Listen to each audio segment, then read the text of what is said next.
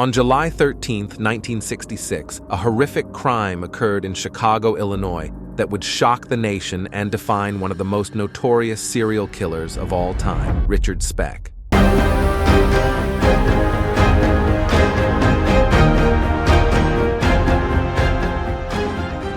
Hello folks, today on Behind the Date, we will look back at a crime that shocked the nation, committed just because someone was unhappy with his life. In this video, we will talk about Richard Speck, the killings he did, and the aftermath. Warning everyone, this video won't be easy to see.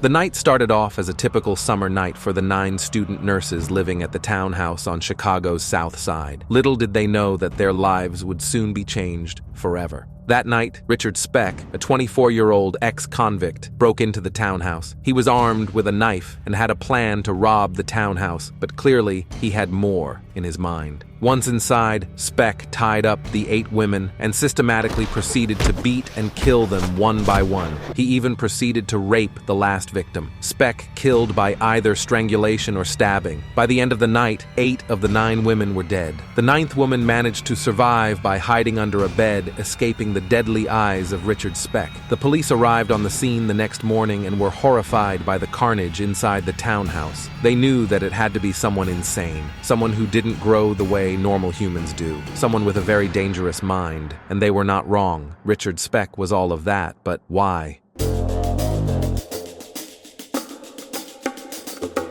Richard Speck was born in Kirkwood, Illinois on December 6, 1941. He was one of the youngest of 8 children born to Benjamin and Mary Speck. Richard was particularly close to his father, and so when he died when Richard was just 6, it affected him deeply. But that's not all. After the death, Richard's mother remarried to an alcoholic and abusive stepfather whom Richard despised. Richard soon became known to be a troublemaker and was often in trouble with the law. He was often in fights and had a history of stealing and drinking alcohol. He also had a reputation for being a bully and was known to be cruel to animals. In 1960, Richard moved to Dallas and got a job at the 7-Up bottling company. During he got into a relationship, but just after 2 months of dating, his partner got pregnant and they got married. In 1963, Richard was arrested for forgery and burglary and was sentenced to 3 years in prison. He was released after 16 months, but within a week he was arrested again for wielding a knife at a lady outside. He was again sentenced to 3 years, but due to an administrative error, was again released in just 6 months. After his release, Richard soon got divorced and struggled to keep a steady job. He became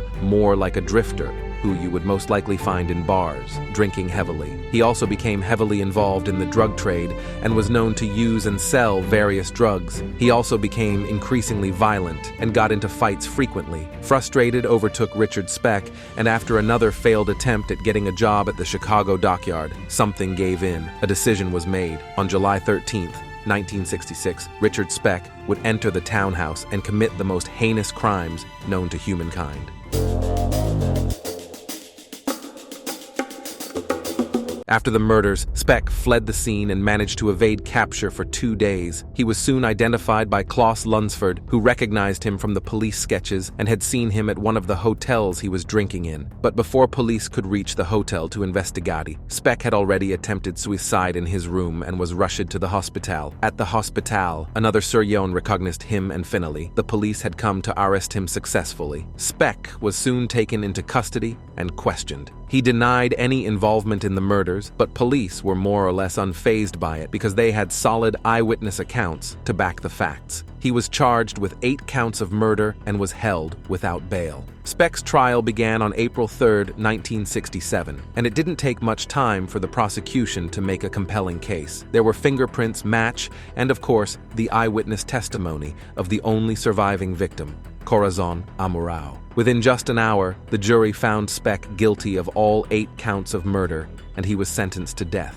Speck's sentence was eventually commuted to 8 consecutive terms of life imprisonment. He spent the remainder of his life behind bars and died of a heart attack in 1991.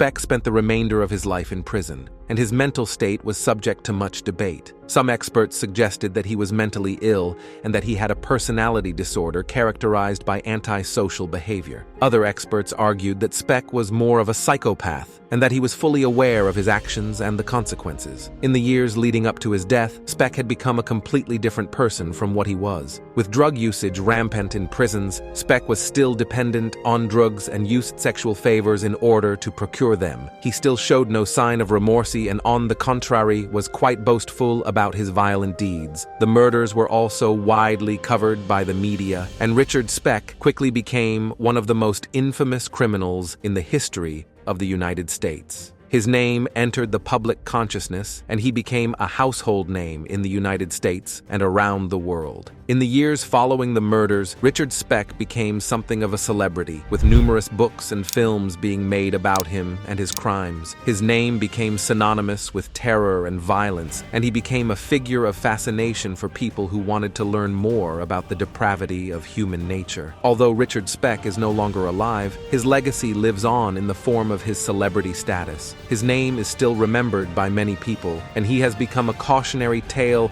of the potential for evil lurking in the hearts of men. Also, if you are interested in more such videos, check out our previous video on the honeymoon killers.